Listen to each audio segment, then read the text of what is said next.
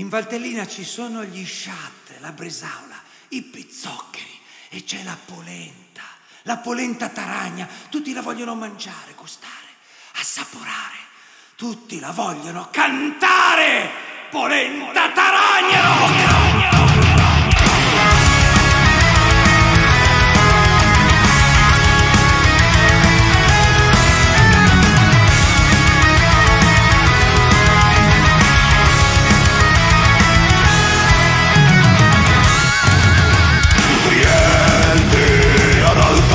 Tagliere di fumante rigida, forgiata dal mestolo di Thor, si accampa nelle arterie del tuo cuore, dalle fauci del vulcano di tre palle, ti avvolge con il suo burroso scialle, i suoi lapidi di colesterolo bombardano il Sud Tirolo in un blitzkrieg di mai sbramato.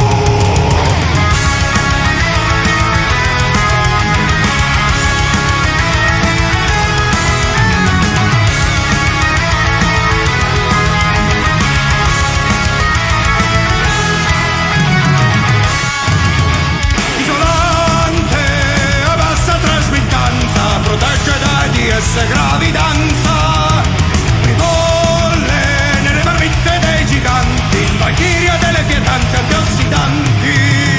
Impugnerò il paiono magico, impasterò il dorato amido nel formaidemo. La polenta d'Aragnarò, la polenta d'Aragnarò, orgoglio dei maioli della Valtellina, la polenta d'Aragnarò.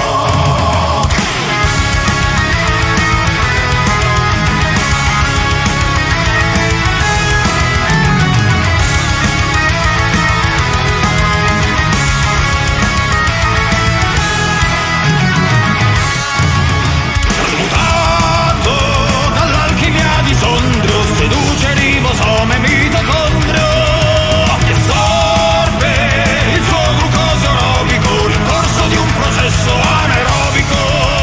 Il suo abuso può causare la pellagra, ma consuma l'effetto del Viagra, trasformandoti in un superuomo, tra le gambe avrà un drago di Como, un aripante di scimud infuso. La polenta d'Aragnarò, la polenta d'Aragnarò, orgoglio dei maioli della Valtellina, la polenta d'Aragnarò.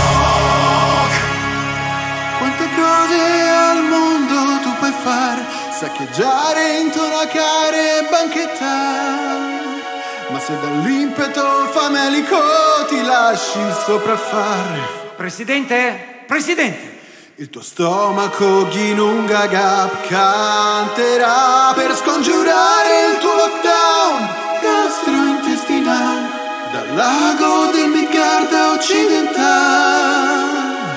V'è una pozione tonica dal colore paglierino, cedrata tassoni, l'elisir di Odino.